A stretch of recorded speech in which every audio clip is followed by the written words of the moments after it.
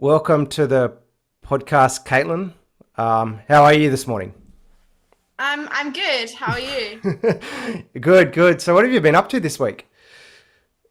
Oh, this week. Yeah, It's been busy. I've just been working. yeah. So I work as like a race instructor at all the circuits in the UK and sometimes Europe. Yeah, so I'm self-employed, so still work for myself, but you work for other companies and circuits and everything like that, jumping in and out of cars, race cars. Yeah. Yeah, sort of keeping people somewhat safe on the racetrack. What's your most closest track to yourself? It's actually Donington Park. Yeah, okay. Yeah, right. Yeah. So, where are you living in the UK? So that was actually my original first question. Where are you living in the UK, and what's it like? Living in that side of the hemisphere, and getting used to it apart from being in Australia. Yeah, so I'm based in like the middle of the country. It's Mm. like a little village called Lutterworth. Yep. For anyone that knows the UK, it's like straight off the M1. Quite central in the middle from everything. About 2 hours north of London. Yeah. Okay. Yeah, it's different, obviously. Like the culture is very similar in regards to Aussies and British people, I find. So it was really, I think, a lot easier for me to integrate myself into a work environment and grab some mates, everything like that, living here than it was for me to live in Germany. I Yeah. think obviously language barriers and stuff like that as well. But yeah, obviously there's still like the pub culture and everything that we have in Australia. So that's really, really big over here. The Yeah. main thing is really the weather. That's that's the hard bit, to be Yeah. honest. Yeah. If it was weather like Australia and beaches like Australia, then I'd be right at home. But yeah, I think that's the hard bit. Yeah. Did you miss going back there, or did you prefer like staying in Australia for your holiday back here? Because as we were like talking to try and get you on the podcast, do you miss like the beaches and whatnot? Yeah, I Yeah. miss home a lot. Yeah. Yeah, no, it is what it is. You want to obviously I have a goal and I have like a passion and I Mm, want to do motorsport the best I can and mm, be the best athlete, the best driver I can be. And right now that sort of puts me here, which is mm. fine. Yeah. But yeah, it has. I think the older I've gotten, even though I'm not old, the harder it's actually gotten. When you're young and you're like, oh yeah, like it's Yeah. fine, mum and dad, I'll see you next year. It's fine, I'll see you next year. And Yeah. now I'm like, oh God. And I think with the whole COVID stuff, I genuinely didn't see my mum and dad or my family for 2 years. And Mm, that was that was really hard. 2 years is a really long time. yeah. And it's just opened my eyes to, I want to spend more time back home in Australia. So yeah, I'll be trying to do more of that in the next couple of years. Yeah. So we obviously grew up around the same area in go-karts, and you loved your go-karting days. And I remember your brother Dan. So you guys he was first into karts, and then how did that all happen for you? Yeah, he was first into karts, Yeah. and then I was just like younger sister who wanted to give it a go. Mm, And yeah, dad was really supportive, as you know, and mm. we just, I don't, none of us expected me to still be involved, however Yeah. many years on later now. But yeah, dad just got me my go-kart and we went and we had fun and, met loads of people and traveled up and down Australia to do it. And yeah, as I've said in loads of interviews, it was, Mm. yeah, probably like really special memories that I'm so glad that we have together. Yeah. Do you remember your first go-kart that you drove, like the particular chassis or anything like that? I'm pretty sure it was an arrow. The typical Obviously, arrow it was go-kart. Yeah, yeah, yeah, yeah, yeah. yeah, I swear it was, or it was a red speed. It was one or the other. yeah, yeah, I remember when I was in rookies, I yeah, had a red speed. yeah, And then as soon as I went into juniors, we were Tony Kart and Spree, all that sort of stuff. yeah, Because they were like the lighter chassis. yeah. Now, correct me if I'm wrong here. Was your go-kart number, was it 24 or was it a different one? I can't confuse because you've gone through so many car numbers that it's lost my memory. Yeah, my go-kart number was 20. Oh, So okay. yeah, Yeah, yeah, you're close. My yeah, number is 20, and that's basically like Yeah, my number I've taken through motorsport as best I can. You know what championships are like. If your number's taken or they're not running, Mm. you know, they're running three numbers instead of one number or two numbers. It's yeah, it's hard to get all the time. But yeah, I actually yeah, Yeah. I enjoy what it's like. You have your number and you want to rate it all the time. Yeah. Hang on, wait a second. I just got to. Yeah. So as you were saying, I was close to the number in 24 and 20. Did you, well, after that, did you hop into the junior ranks and the junior lights, or did you go into clubman for you? Because from memory, you were more of a club racer than you didn't, I went to CIK and you preferred, I think you stayed in the club ranks and state titles. Is that correct? Yeah, more or less. We definitely did a load of clubby and we did loads of junior Rotax. So we did the Rotax Max Challenge instead of CIK. Yeah. You know, I would have loved to have gone to CIK, but Yeah. it just seemed for like the amount of carts and everything we were getting in Rotax, it just sort of seemed better for me with experience wise, just to sort of, like Dad said, throw me in the pack and see what happens. So Yeah. So was there anyone in the go-kart ranks that you looked up to? So for me, myself, I looked up to Christian Limbaum and Josh Scott, who was obviously a local in Newcastle Kart Club. Did you have anyone that you aspired to be in the go-kart ranks or just beat at that stage? Well, that's a really good question, actually. Yeah. Yeah, I guess I came up around, you know, the likes of Joey Mawson and Tom Randall and all those boys. Mm. Um, yeah, as you know, I sort of just keep myself to myself, and I was very like, you Mm. know, I just did my own thing. Obviously, there's drivers that I look up to and I respected, and I wanted to get results similar to them. Mm. But I think probably in my karting years, the main person I did look up to was my brother, Yeah. if I'm honest. Yeah, Yeah. just because his previous experience, and it's like, you know, it's that relationship, isn't it, that you have, and that person sort of just helping you Mm. progress, really. Yeah. What's Dan doing now? He's just engineering. So Yeah. he's just got an engineering job. Yeah, he's not really involved in motorsport too much anymore. He's just doing his own thing. You know, has a family, all that sort of stuff now. Yeah. Did he ever want to go down the route? Like, because obviously I remember you contacting me ages to go to be with Rider Engineering. Did he ever contact you to be involved in car racing, or you just want to just do the regular engineering route? Yeah, no. He obviously did Formula Ford and everything after karting, Yeah. and then he did an engineering degree and everything alongside. So he worked in supercars for a while as an engineer. Mm. And then he stepped away from motorsport. Yeah. Now we're bringing into Formula Ford, and that's obviously where we made our connection mainly. In Formula Ford. So you started with your brother's Spirit Formula Ford. How was that in your first year before going to like a full professional team in Synergy Motorsport? What was the difference between the chassis and whatnot? Because you're a huge fan of Formula Ford, as you've said in other Yeah, media. yeah, yeah.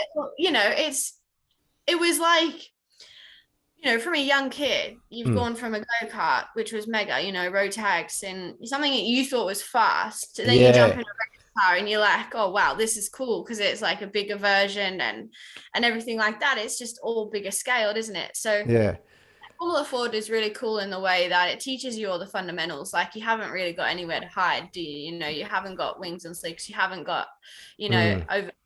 underpowered, overgripped car. If anything, you know, you move around a lot, and yeah, it definitely teaches you those things. So for me, driving the Spirit, like it was great. It was, Mm. you know, amazing step because it was a race car. It was something that I could, you know, look something that I could progress with in my career, and running it with my dad and my brother and stuff like that was really nice. But ultimately, yeah, it was quite old in comparison to the other Duratec chassis and cars that we were then competing against. So, you know, it did its job, and it definitely helped me take that step into car racing and get the experience underneath my belt, do all the testing, you know, see how we sort of compare, and then, you know, and then when we felt I was ready to then go into a team, so that we weren't, not that you ever waste money with the team, but Mm. you know, it's it's next step. It's more budget. So we wanted to go in with like the best experience that we could to make the most out of that opportunity and running in a good Duratec car and running with a good team. Did you get any help with Tim Beale with the Spirit chassis or not before you moved to Synergy, or was that just the family combined stuff, as you said before, with you and your brother and your dad? Yeah, Tim was really helpful with Luke, because Luke ran with Tim when they originally ran the Spirit. And then, yeah, more or less, like if we had any major issues, like because Luke and Tim would obviously chat, and Dad and Tim and stuff like that. So, yeah, definitely he would help out. But trackside support and everything like that, Dad and I and all of us just did it ourselves. So that was really great for me to learn. You know, I had to be hands-on. I didn't have a choice. So you know, I think Dad really wanted me to do that and sort of value the amount of work and effort and everything that it takes to do something like this before I then started to just progress through teams or something like that. Do you remember like an ultimate part for you as a family team, like your best result to make you go on to Synergy? Do you remember anything like that? Like any memories? Any specific memories? Yeah, it was just a test day. Yeah, it okay. wasn't like a particular race because we were just doing state championships, like New Yeah. South Wales State and Vic State with it. Yeah.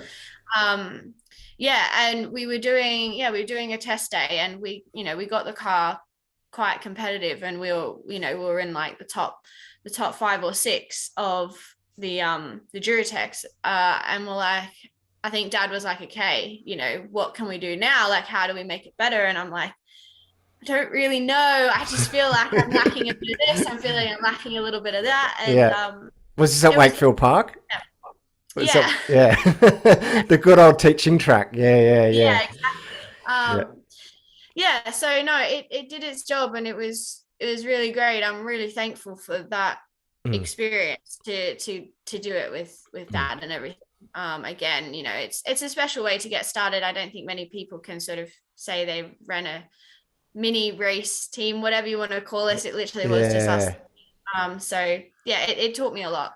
Yeah, and then going into Synergy Motorsport, that was your national series year. Was that overwhelming for you at any point, or did you just put your head down and just forget about everyone else, as you said in your go-karting days? Yeah, I think it was a bit of both, because for me, it was a very new environment. I'd obviously, however many years I've been doing motorsport, had always been with my family. So to sort of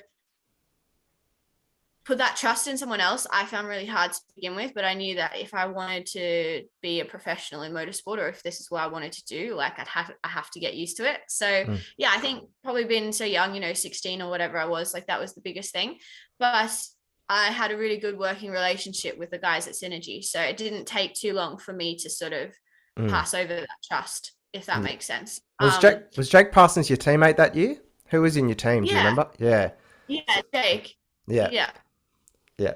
So yeah, that was good, because he had a bit of experience for me to sort of latch onto and then like progress with. So, you know, I had a good teammate to sort of compare. And yeah, we sort of just pulled each other along.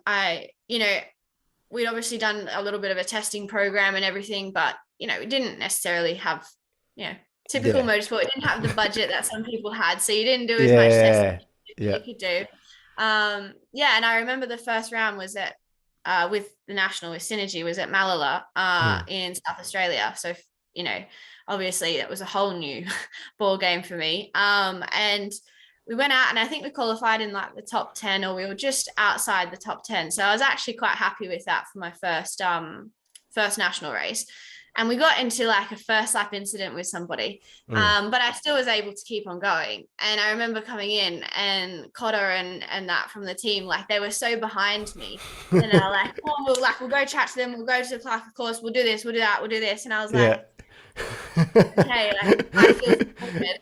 I was like, all right, this is how it works. Okay, I get it. And I probably needed that to happen to feel like, okay, this is a team environment. Yes, they're not my family, but like I'm still their driver, and they still support me, and they'll back me, and all that sort of stuff. So yeah, nationals the first year was it was tricky, because, you know, everyone is out there to win it now. Like everyone has, you know, they put in big budgets, they, you know, at this point in time. So Yeah, it was a good learning ground. There was quite a lot of, for me, the first year didn't go too great in the sense of, we ended up getting tangled up in accidents we probably didn't need to be tangled up in and stuff like that.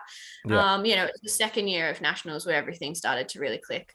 But unfortunately, we didn't get to sort of finish that year off. But that first half of the season was my best. Yeah. Were you like struggling to get sponsors, or were you thinking of ways to try and finish that national season, or did you project yourself onto like obviously Australian Formula 4, which you went to next?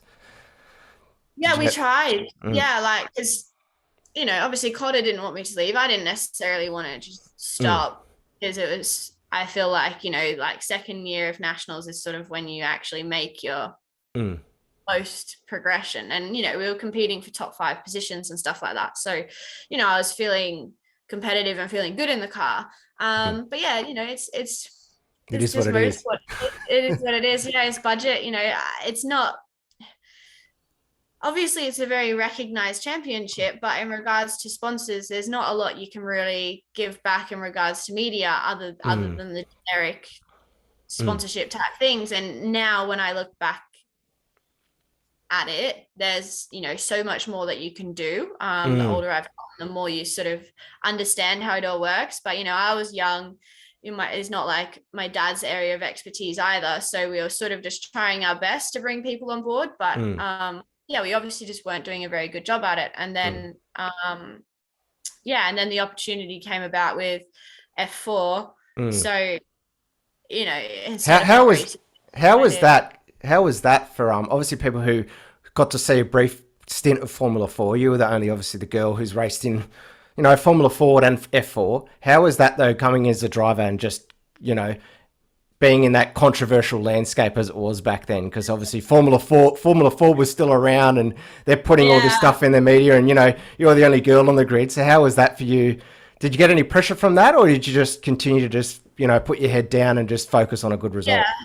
There was a bit of pressure, to be fair. I sort of got thrown into the deep end in a way because I was not planning to do F4. It was just one of those last minute things that genuinely got out. And I before the first race at Sandown, I'd literally just shaken down the car at an airfield I hadn't actually done.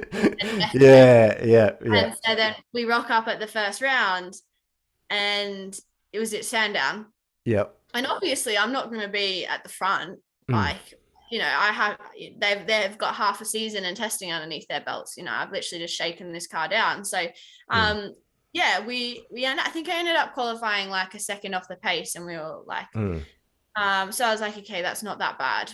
That's progression. And then we finished 6th in the first race, and things like that. So we were moving forward, but it was definitely a big step in the sense of getting the most out of the car. As soon as you get to wings and slicks, you realize the difference. It's not that hard to be that far off, but it's getting those last couple of tenths which makes the difference, and having the trust in the car. So obviously Formula Ford, we didn't have that aero or that grip, so it was getting used to then carrying those speeds through the corners and everything like that. So ultimately it was a good experience. There was definitely controversy, as there always is in motorsport. You take the good with the bad, really. It definitely, I think it opened up some teams' eyes as to I'm not just there to participate, I want to compete. Sometimes people just want you to participate and just be a number in the pack, and it's not what I wanted to do. I want to be there to be competitive and to be good. When I ended up doing it with Dream Motorsport with the Randall family, that was a huge step forward in the progression for the last, I think I only did 2 rounds with them, but we did some bits and pieces together, and it was good to learn off a family like that. Yeah, and Tommy obviously is in supercars now. Did you learn a lot of him because he was obviously a big superstar in karts? Did the Randall family help you a lot different? Because you were with AGI first, weren't you? Was it the difference? Yeah. So you gone from a factory team essentially to a family team. So did you feel more at home? Was what you're saying at Dream? Yeah, 100%. Yeah. Definitely way more supported. And I felt like my best interest was at heart, Yeah. if that makes sense. Yeah. Yeah, and yeah, Tom was great to learn off. Tom and Lewis, obviously great drivers in their own rights, in their own departments.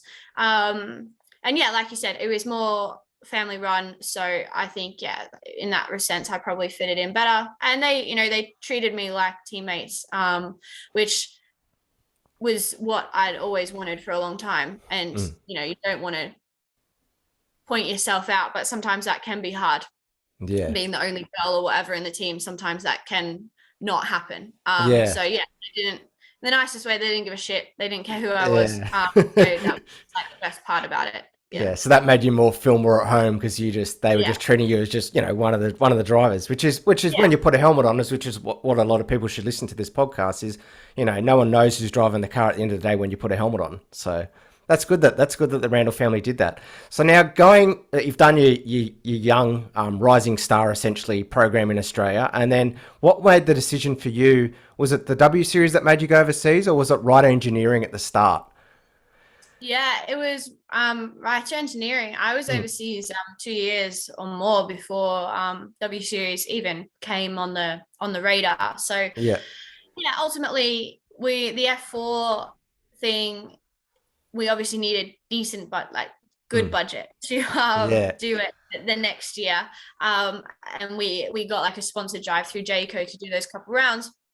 And that wasn't looking very promising to carry on.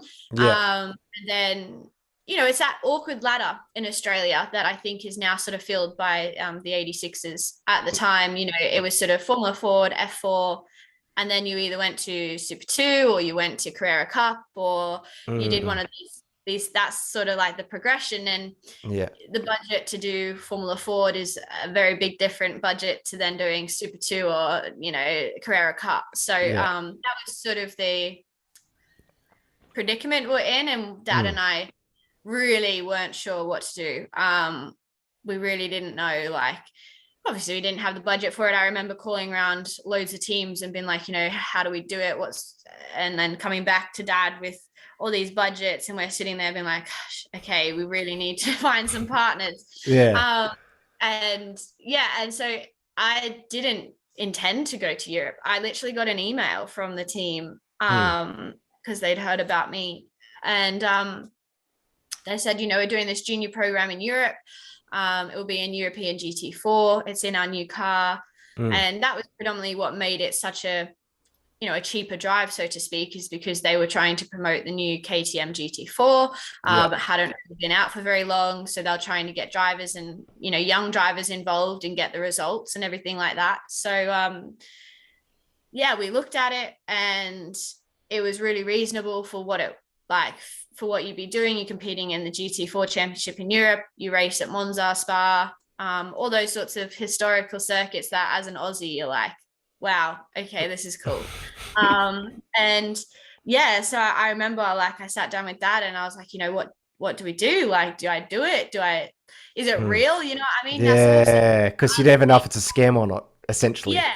Yeah. And we called and we had loads of calls with the teams and everything. And because what lured us to this was the fact that if you won the scholarship or you won the championship, you then get a fully funded season in GT3 after. So there was actually a progression to help junior drivers. And I was like, well, shit, okay, if we did win this, then I actually have a season all fully paid for in Europe. And so we went for it. I moved to Germany by myself. Dad took out a loan and sort of put me over there. And I didn't have anywhere to stay. I was just on like hotels and stuff, like couches and stuff for a while. And started racing with the team, and we did well. And so I ended up winning that, and then that put me into GT3. So it was pretty much a whirlwind of a year. But yeah, I thoroughly enjoyed it. Yeah, weren't you hanging with, from memory, this is obviously it's been so long time because of COVID and whatnot, but weren't you hanging out with one of the other German W Series drivers at the time just to get, find your footing in Germany? Didn't you have a friendship? So, yeah, I ended up moving in with Naomi. She was a driver out there, and only lived a couple minutes from the workshop, Ricer Engineering's workshop. So yeah, she was kind enough to realize I didn't really have anywhere to stay, and she's like, "Oh, I have a spare room. Why don't you stay with me?" And Yeah, and then okay. that sparked up a really, really nice friendship. Yeah, yeah. And so for when you were in Germany, did you acclimatize quickly? Did you get used to the team? And do you remember your teammates back then, like in your first year? Yeah. Yeah, it was obviously really different because, they're a German team. So Mm, their main language is German, and then they would speak English to me, obviously. mm. Otherwise I'd be doing it. Yeah, So yeah, there was the language barrier, which was after a while, once you've been there and you get to know people and get to know how good their English is and everything like that, you have a good working relationship. Yeah, I spent a lot of time, sorry, at the mm, workshop and just getting to know everybody and taking the time to work yeah, with them, help them out as best I could. But yeah, that season, I sort of didn't have a consistent teammate. So I had quite a few different teammates yeah, throughout the season of 2016. So yeah, it definitely made life interesting, but yeah, made it fun. yeah. And around then, didn't the X-Wing come to the Bathurst 12 hour? Was that 2017 or 2018? I'm not quite sure. Because Yeah, didn't you come both. back with Rider Engineering? Yeah, back Yes, here? I did. Yeah. I did. It was 2018 and 2019 because Mm. it always feels like the previous year because it's at the beginning. Yeah, Yeah. yeah. And plus Yeah, COVID 2018, because we did nothing for 2 years I know. essentially. Yeah, yeah. Um, so that was obviously a big dream tick of mine to do the 12-hour. Mm. And yeah, that all sort of came available through KTM. Yeah. So the first time we came out, obviously I was driving with M Motorsport, with McMillan and everything, and with Dave Crampton. Mm. So yeah, really, really cool experience to say that we've done the 12-hour. Our first shot at it wasn't that great, but our second go was really, really successful. And we were en route for a very good finish in GT4, Yeah. 1-2 at the beginning of 2019, but unfortunately our engine didn't want to survive for the full race. So yeah, with half an hour to go, it went. It was quite devastating, to be fair. Yeah. You've made it that long and you're on for a 1-2. So yeah, it was it was quite devastating. Yeah. Well, how was it though, like racing at the Bathurst 12 hour? Because a lot of drivers, even just in Australia, who can't make supercars, aspire to be in that race. What was it like, just the atmosphere and were you overwhelmed at any stage? Did you get any big nerves because you're at the 12 hour, or did you just have like a waiver, like a sportsman's mindset to get the race done and connect with your teammates? Because not many drivers, to be honest, do many endurance races. Like there's only a certain amount of drivers who get to do endurance racing in motorsport. So how was that for you as a young driver? Yeah, it was really cool. Yeah. I got hooked on endurance racing as soon as I did the 24 hours of Dubai.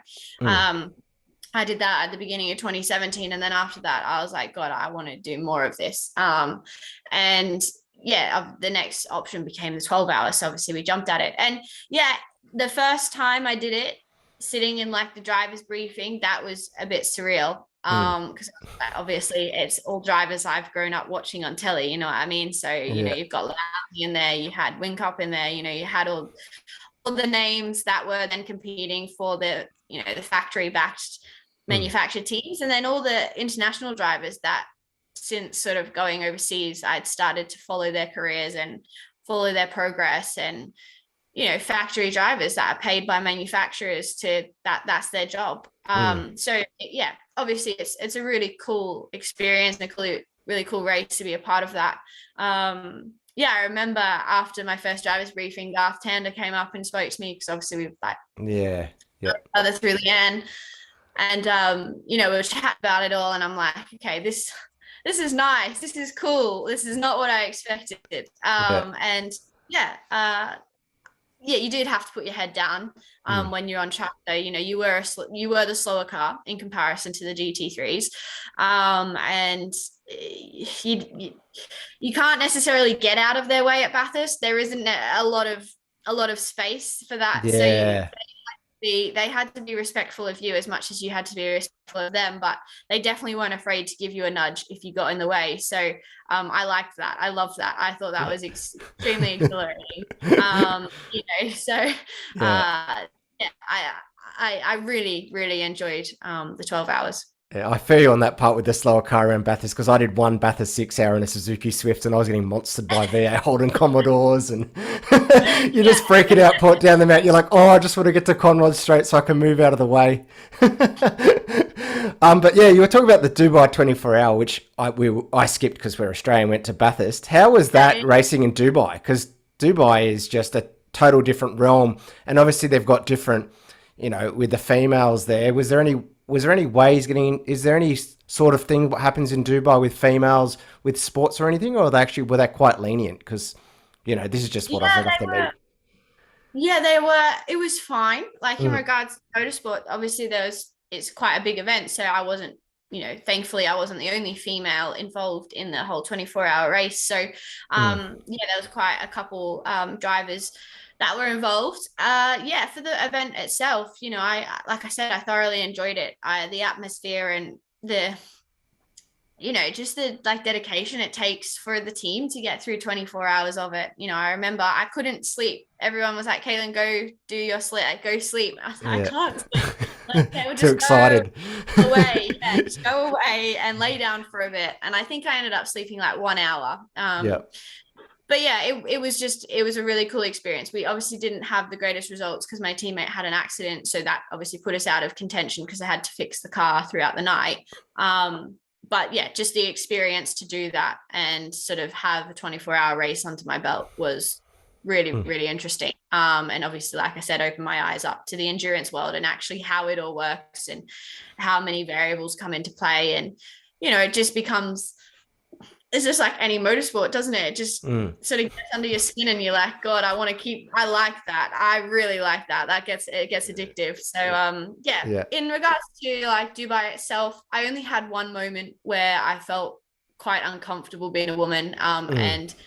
It was just because I locked myself out of my room and I was because I'd been to the gym and I was wearing a singlet and shorts, which you can do in the hotel, but as soon as you get outside the hotel, that's like a no-go for women. Well, it was at that point. I went down to the lobby and there was loads of people there, and the people behind the desk were like, Caitlin, just don't wear that outside. I was like, I'm not. I just locked myself out of my room. I just wow. But that was you just got to respect their culture as well. I think that's like the biggest thing. It's we are very I don't know what the right word is, but I think maybe we're not like that cultured sometimes, like us as Westerners, you respect their culture and what they believe in and everything like that. I never had a problem in any of that sense. I want to get across away from car racing for a bit. How did you actually meet your boyfriend? Because you're living with him in the UK now, but how did that all come about? Was it via like a dating app or anything like that? How did that love story happen? Yeah, that's a funny question. No, I met Matt through work. So he's also involved in motorsport. I've just met him a couple of years ago through the industry, really. He grew up doing a lot of karting. He did a lot of professional karting here in Europe. He drove for Maranello, did all the international karting that Aussies look over and be like, okay, well, that's pretty cool. So he did a lot of that. Our paths crossed and obviously we clicked and we got on, and we ended up getting married, and we have our official wedding because of COVID and everything. At the end of this year. It's been good. I always say this, not always say this, but I think, it's been a really important piece of the puzzle, I guess, because I probably wouldn't have stuck it out so long over here if I didn't feel like I had my own family or my own network and everything like that. So, I think meeting Matt was probably a blessing in disguise to just sort of help me feel like, I do belong over here as well. Yeah. Does he help you behind the scenes because of his karting background, just psych you in for your next race and stuff like that? Is he still very supportive in that sense? Yeah, he's very, very supportive. It's good. It's really good. We have two very different mindsets. So Yeah. sometimes he can definitely pull me out of one mindset and be like, no, this is how you should be thinking. Yeah, we're two very, very different drivers with very different approaches. So we can clash heads sometimes, but you know, having him there as someone who understands what you're going through or what you may be feeling if something goes wrong or it isn't working out, I think was really helpful. And because that happens quite a lot more often than you actually get good results sometimes. So just having that person there to understand and really know what you mean and help you out in the different ways. Matt's very good at engineering and mechanic and everything like that. So it's just having that support to be like as an all-rounder, really. Yeah. Is he from the UK? He's from the UK, isn't he? Yeah. Yeah. Okay. So he's British. Yeah. Yeah. You've obviously picked up a bit of that British accent. You've lived over there for a while. Yeah. Everyone said, I don't recognize it, but everyone sort of says that. And then I'll listen to myself back, like listen to a podcast or an interview, and I'll be like, oh, I hear it now. But yeah. Yeah. If only he heard me when I was 15 years old, he would have been blown away. I remember you back then because we were racing I was racing at Newcastle at the same time. That's how I know. Yeah. So. Bogan. Yeah. Obviously, when you were he was racing karts, and have you guys decided to, because of your karting backgrounds, have you decided to buy karts yourself just for fun, or are you just sticking to the car racing route because it's so expensive now these days? That's actually a really good question, and that's really funny actually, because where in 2019 when I was doing W Series, we didn't really have like, F3 is a whole different level as well, so we didn't really have budget to go testing or too much or anything like that. So we ended up getting a go-kart, and we ended up getting a KZ. And okay. So we still have that in our workshop, and we go out in it every now and again and have some fun. So that's our little pocket of sunshine or whatever you want to call it, because I'd never driven a KZ before, and Matt's like, well, all the F1 drivers use them to prepare themselves because they're so quick and the reactions and they're so grippy. Like, it's probably one of the closest things you're going to get other than testing like the real thing. So we went and we had some fun in the go-kart again. So that was really fun, and I always have the biggest smile on my face every time we take that machine out. It was cool. What's your local go-kart track over there for people who don't know? I actually haven't done a lot of go-kart circuits over here, obviously, because I'd made the progression into cars. But the one that we go to the most is called Wilton Mill. It's about an hour away. It's got really quite a long straight, which is nice for the KZ. But it's quite technical. It's a bit bumpy, so it definitely gives your ribs a good beating as well. Have you seen Super GT YouTuber? He I think that's his local track. Okay, Steve. cool. Yeah, Steve. Actually, I've just random. Yeah, Steve. That's how I know that track, Wilton Mill. That's his favorite track. So I just thought you may have seen him or not, but obviously not, because you focus on your car racing career. But yeah, so back to your cars after that. You obviously got into, as you were talking about, the W Series. How was that when you've spoken obviously in other media and other podcasts about it, the whole selection process, because they obviously brought a few of the girls over from Australia. So how did that whole selection process work before you got into the further years in the W Series? Yeah, it was just a really big selection process, I guess is, the best way to describe it. When it first came out, I think we all weren't sure like if this was real or not, because it's such a big thing to fund. And it turned out it was, so that was really cool. But they ended up picking, I think there was 70 or 70 something women from around the world with racing experience, obviously, some from single seater backgrounds, some from GT backgrounds, some from karting backgrounds. But had all competed at substantial international level, because that was obviously you had to have an international race license. And took us all to Melk in Austria, and that's where we did the selection process. I remember it was like February time, so it was snowing and raining and cold and icy. So that was definitely a whole new experience for us Aussies. We don't really get that a lot. And we did loads of different testing. Obviously, the in-car stuff was like car control stuff, obviously setting times, slaloms, all that sort of stuff. They put you through your paces, so to speak. And then on the last day, we did race of champions. And we did media testing, fitness testing, all that sort of stuff. So I think they had a very overall view of where you were as a driver and as an athlete, to sort of either help your progression or tell you where, if you want to pursue this, maybe you need to work on this, and this, and then come back. That's sort of the gist I got of how it all worked. But yeah, thankfully I obviously did well. I really enjoyed the race of champions on the last day. It was a knockout system, so I knocked quite a few big names out, which made me feel good, made me feel like I was doing something fun. And ended up like right at the finals. So yeah, I ended up going through to the next round, which was then to actually drive the F3 cars, and that was in Almeria in Spain. So a lot nicer weather, a lot more what I'm used to. And and then I did well there as well to gain a position on the actual grid in 2019. So yeah, it was a really cool, like that whole selection process was really cool and very thought out as to how they were going to find those drivers to make it as fair as possible.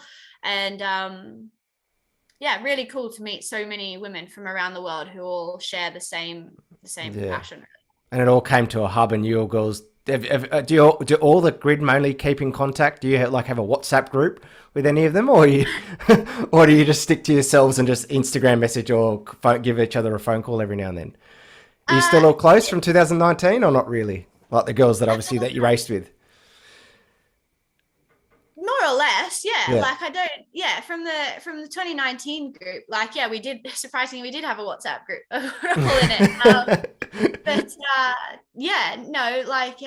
it was a bizarre, that was like one of the most bizarre relationships, I guess you could say, that you didn't think you would have in motorsport. You know what I mean? Like most of the time, if you're a woman in motorsport, you're compared to other women in motorsport. Because that's who you compare, that's who like the media compare you against. So then you've been put up against 18 or 19 other women to all race in the same car. So I think that everyone expected that it would probably be maybe a bit bitchier or a bit not a nice environment, but it actually turned out to be quite all right. Like we had to get along with one another, if that makes sense. We had to do media, we had to do all these things. We were living in each other's pockets, so if you did have an issue with someone, then it made life really hard. And I don't, like I said, I keep myself to myself. I'm not going to like everybody, and not everyone's going to like me, and that's absolutely fine. I don't mind. But there was obviously respect there. So if you had an issue with someone, you addressed it, you talked about it, and then you just moved on. So I can definitely respect everyone's attitude towards that season. Yeah. Obviously, a lot of people have said in the media that the W Series cars and the F3 cars look the same, but they're actually quite different. Can you explain to the listeners the difference between the cars, what they're doing in the F3 to the W Series, and what would happen, say, if you or Jamie got into the F3 series? What's the difference between the cars that would help the W Series girls, find a pathway through F3 and F2?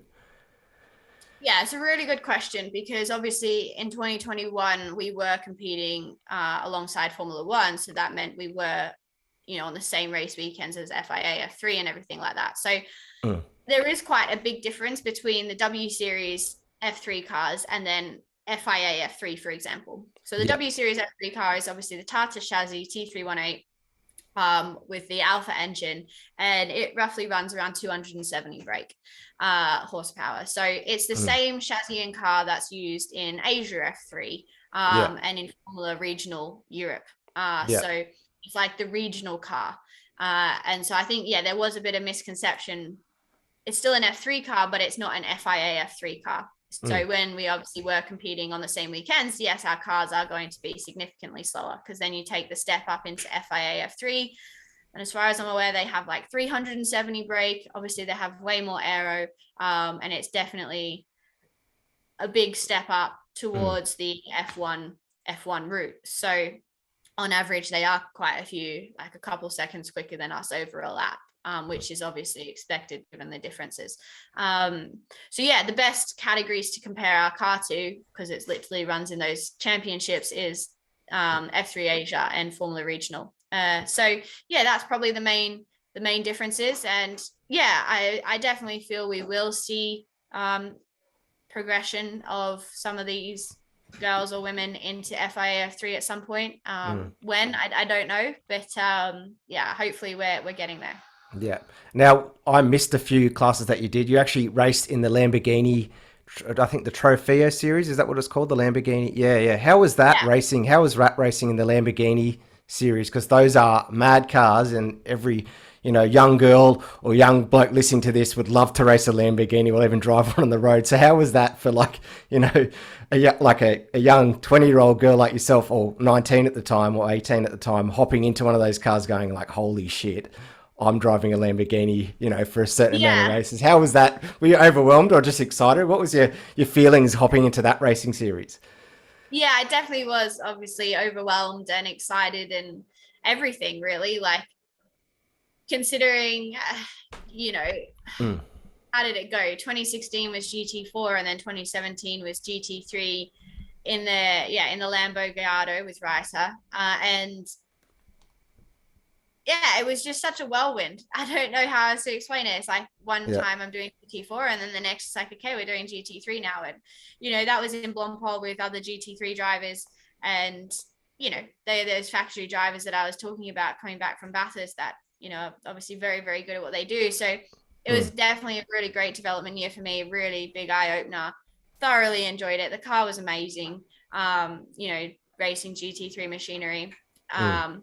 Yeah, we finished on the podium in our class Silver Cup at Mazzano in Italy. So that was obviously a nice little thing to take from the year. But yeah, and then after that, that's when I did Super Trofeo. I did a couple rounds, and we did that at Monza, Silverstone, and then we did the Nürburgring GP later on in the year. So yeah, it was. The Super Trofeo was mega because it was like the updated Lamborghini. It was the Hurricane.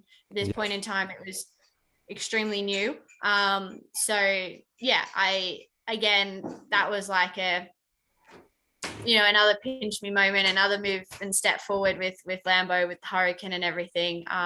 Yeah, amazing cars and really cool environments to be around. But obviously, motorsport is extremely expensive, and to sort of stay in that environment, we needed more partners and sponsors and things like that. So I wasn't able to stay in that paddock for Looks like you're trying to focus because I think Matt's making breakfast in the background. Is that true?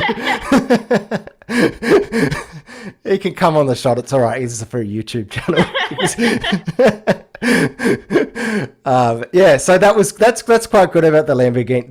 That is exciting. Obviously, motorsport is expensive in general. That's why I myself didn't go on to doing other stuff than Formula Ford. So I totally appreciate what you've done for women in motorsport. Is there any advice that you could give like a young girl who's in the go-karting scene or just listening to this podcast that could aspire to be someone like yourself? Yeah.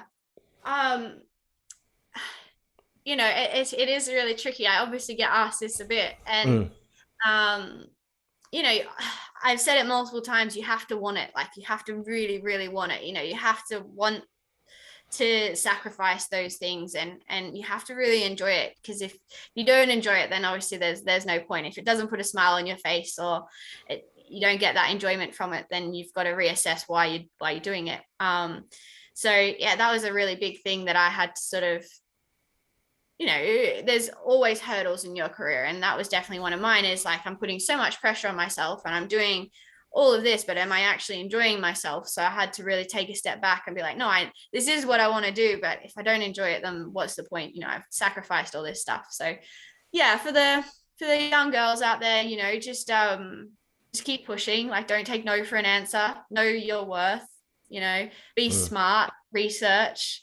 Do your homework, all that sort of stuff. Have the the dedication to sort of be smarter than your teammates, get a good team around you. You're never going to win a race on your own. And that's something that I feel like I have really appreciated over my career, and trying to, when I do join a team, really trying to get them around me and want to work towards the same goal. That's really important. And yeah, just enjoy it. Like, you don't want to be me. You want to be spectacular. You want to be the next best. Don't use me as a benchmark. Like, yeah. You can be better than Caitlin Wood, and I'm obviously just trying to be better than her every day. Yeah. What's your aspiring goals? Obviously, car racing can go for so long with budget. Do you have any other goals around motorsport, or any sort of, do you have any future goals in mind? Like, once you hang up the helmet, suppose, do you have any other goals outside of motorsport or anything like that? Yeah, it's a really good question. I don't plan on hanging up the helmet anytime soon. I have of course not. goals. Yeah. But I want to achieve. I want to do one. I want to be the first woman to win it. I want to be Aussie woman to do well at it. So that's on the radar. This year I will be competing in the endurance championship of Nürburgring, so the NLS, Nürburgring Nordschleife. So that's a really cool stepping stone, sort of keep going down that endurance route. And outside of racing, we sort of live and breathe motorsports. So when I'm not at a racetrack racing, I'm at a racetrack working. We recently built our own BMW race car, E90, me and Matt. And we rent that out to people to either race or like at club level, or to do one-to-one coaching with ourselves. I'm really enjoying that side of things and helping people out and help their progression. I think a nice goal of mine in the future, like future would to have my own development program to help not just girls, but everyone in those tricky situations that come to a crossroads in their career that they don't really know which path to go down, or complete newbies, and try and get them into motorsport in a way that is achievable. I think these days people take the piss a bit trying to make money, all that sort of stuff.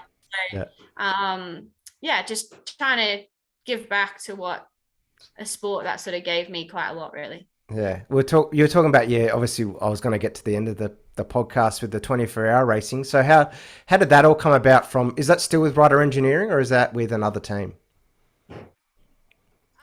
No, so it won't be with Ryder. Will be with another team around the Nordschleife. So for anyone that sort of knows the Nürburgring, obviously it's pretty famous circuit. It's over 20 kilometers long, so your lap times are 8 minutes or something. So it definitely adds something spectacular to your racing. And so I'll be competing in some of the NLS championship, which is what they call it, formerly known as VLN. And they're roughly 3 or 6 hour races long, with the big 24-hour race in the middle of the year. I'm still not sure if I'll be doing the 24-hour just yet. Obviously, fingers crossed. That's definitely a big bucket list tick for me to be able to achieve. We're just trying to do one step at a time and keep me in the endurance route, keep me moving forward. Yeah. Well, Caitlin, thanks for coming on the podcast, and I really appreciate you coming on all the way from the UK. There was a few Zoom difficulties for the people listening, but I really appreciate it. Thanks, Caitlin. No worries. Thanks for having me.